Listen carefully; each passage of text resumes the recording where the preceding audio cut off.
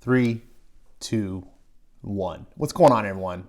You're watching Ash on Comics. My name is Ash, and this is the first video of a new series that I'm starting, which is kind of an old series, which is really just me making things overly complicated.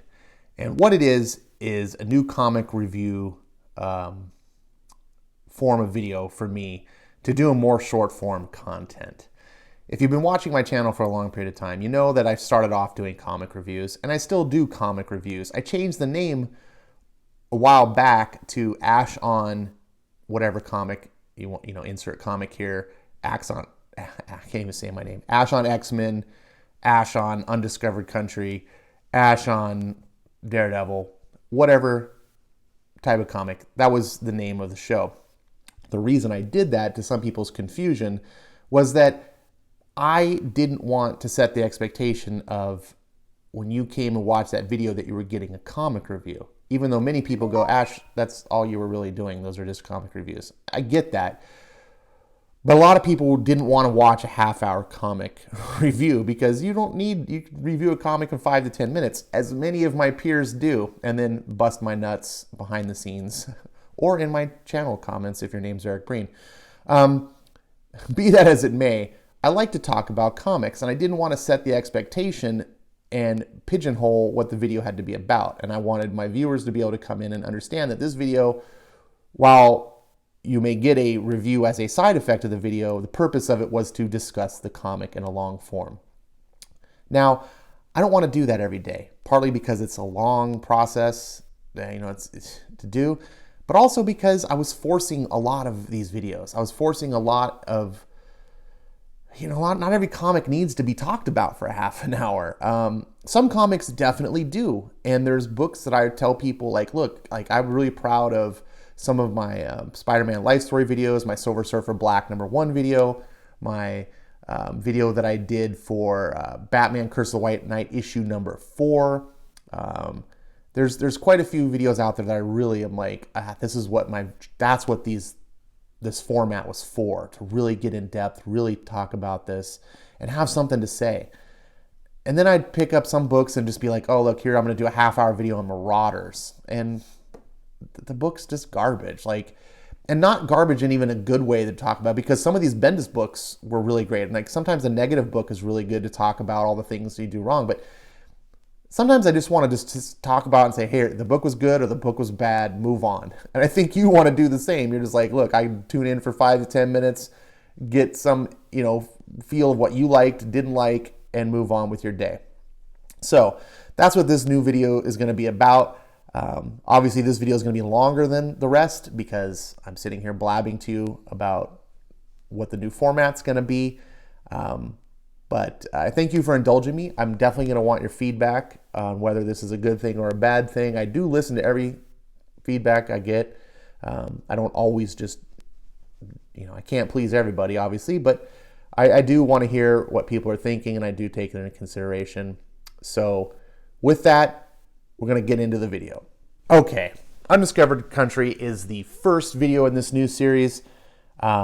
It's by Scott Snyder, Charles Soule, and here is the cover. Let's go ahead and give you a full view.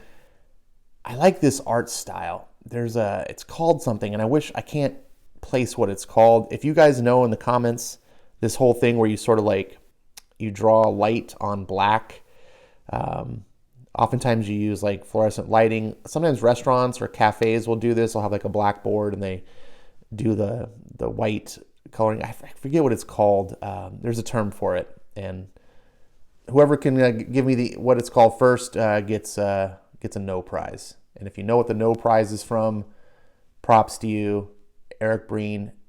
You don't get to, what a no prize is. So you're not qualified. Wait, sorry, you're not. What's the term? You're not eligible. Yeah, that's right. You're not eligible to win. Undiscovered Country. Here we get 2 full-page spread to get the credits. I guess they saw Dawn of X and said, hey, we can do that too.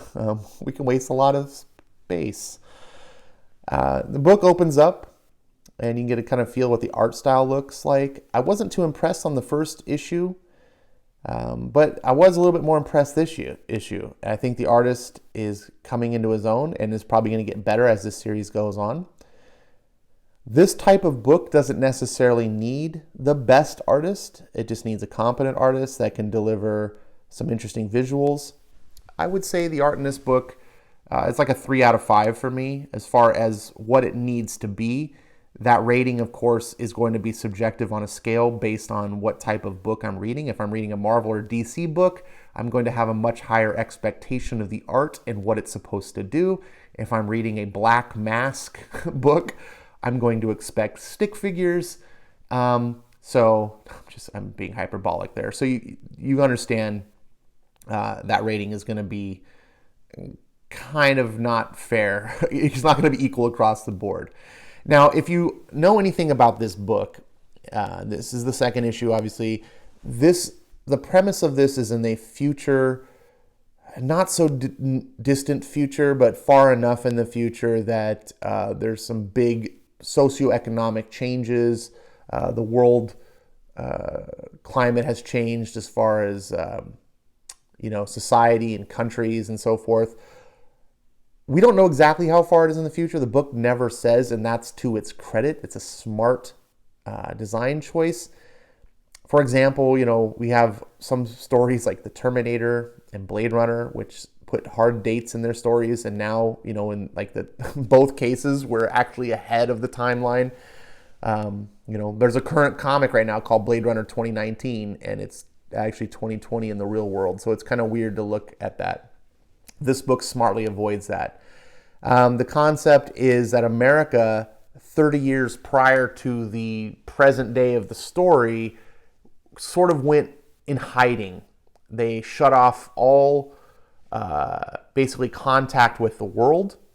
No visitors in or out of the country. They have this sort of force field technology. They built a wall around the country, and it doesn't allow any sort of communications in or out. And some people mistook this idea when they saw the solicits and the advertisements that this was going to be some sort of anti-Trump book. And so far, I can assure you that that is not the case. This is just a book about isolationism and about a country that, for whatever reason, wants to close itself off from the rest of the world. And in this future, which has had 2 world wars since today, present day, that's obviously, that kind of gives us an idea of how far it needs to be. The world is kind of dying. There's this massive pandemic around the globe, and people are dying from it. There's no cure.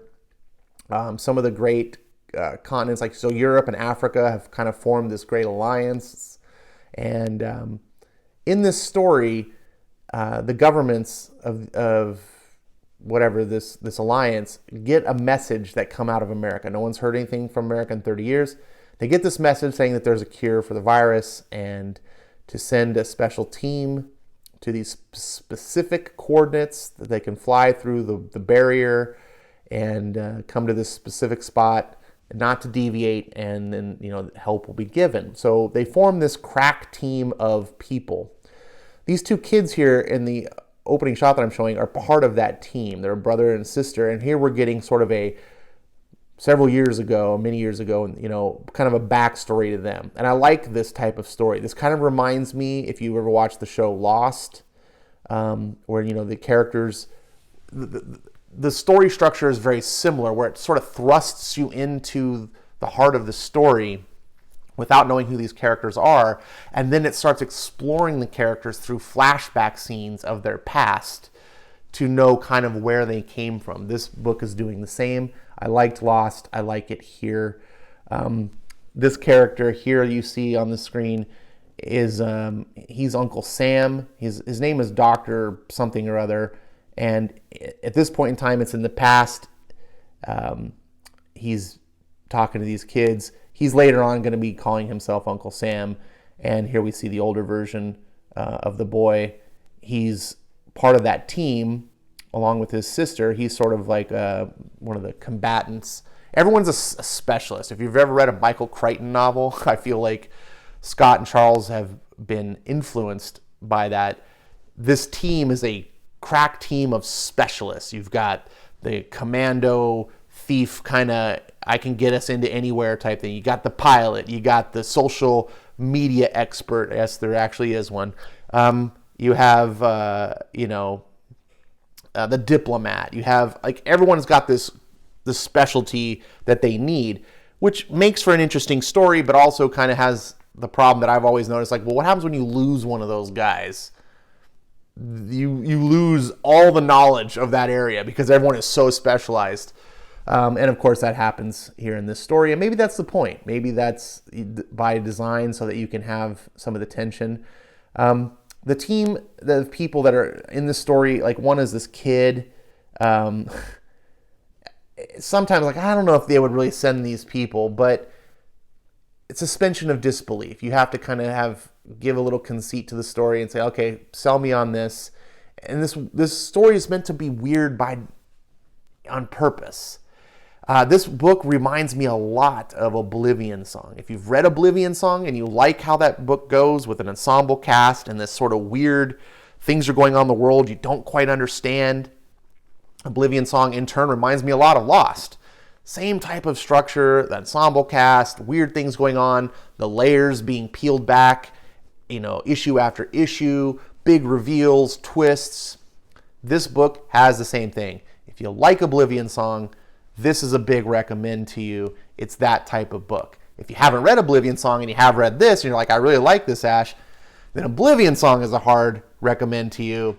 That book is like on issue 20 now, or 21, and it's definitely solidified as a quality book. This one's only in issue 2. I don't think Scott Snyder and Charles Soule are going to fall apart, but I also can't promise that they won't. If you look here in this example, you're going to see a massive wall of text, and you might have a red flag, and I would understand if you do. I will tell you that this book is very plot heavy, and it's also very strong with the world building.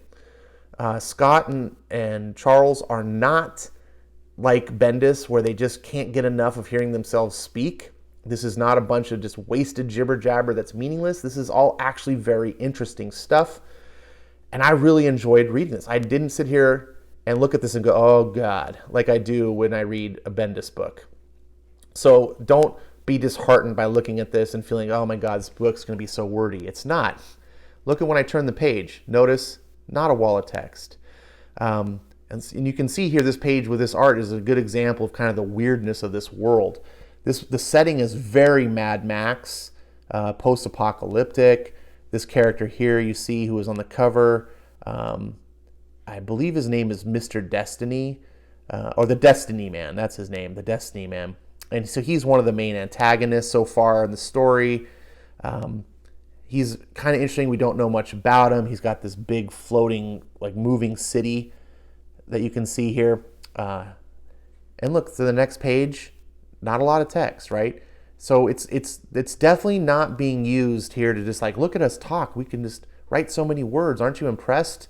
That's not the case. But there is a lot that has to be communicated. So it's there, and it's a fulfilling read. You can judge the art for yourself and see if it's up, for you. This is a strange book, but it's strange in a cool way. It's strange in that it makes you want to know what the hell's going on. I love the Mad Max stylings. I love that there's giant mutated beasts, like these giant shrimp that they're riding, and it's kind of weird to say giant shrimp. So this book is full of plot twists and turns, characters having, secret motives. If you liked Lost and you liked that aspect of the characters and not knowing who you can trust and who's on whose side and what people are doing, and also not necessarily what's going on in the world, this book is probably going to be up your alley. This is a 4-star recommend for me. I reserve 5 stars only for the creme de la creme. And a 3-star is oftentimes a solid review. 2 stars is a poor book. And a 1-star is trash. Stay far away as possible. But 4 is a solid recommend, worth buying. consider, though, everything that I've said. If you're a kind of person who's like, I just want my DC or my Marvel books, I don't care about these weirdo indie books, and then it may not be for you still. But if you're like, I really want I want to dig into something. These Marvel and DC books feel like fluff to me. There's not a lot of really deep writing. This might be something worth trying. It's only on issue number 2, so it's easy to jump on board and not have to buy a ton of back issues. Check it out. I think it's cool. It's very different. And if this is something you like I said, there's other books out there like Oblivion Song that you can also dive into and maybe find a whole new genre of comics that you didn't know existed that maybe you become passionate about. If you're reading this book, tell me what you think about it. Tell me if I'm right or wrong. Put your stuff in the comments, not just for me, but the other viewers that are watching this, so they can look and go, oh yeah, look, Ash doesn't know what he's talking about. Everyone's telling him he's wrong. Or, if I'm right, reinforce that idea that, hey, Ash is right, I agree. Whatever it is you have to say, I listen to your feedback, I like it. I hope you'll be respectful, but I can't control you. Thanks for watching. Hope you like this new format. Tell me about that as well, whether you think that's going to work or not work, or you like it or hate it or whatever. I'll see you next time. Thanks for watching. I know your time is valuable, so I'm going to end it here. Take care.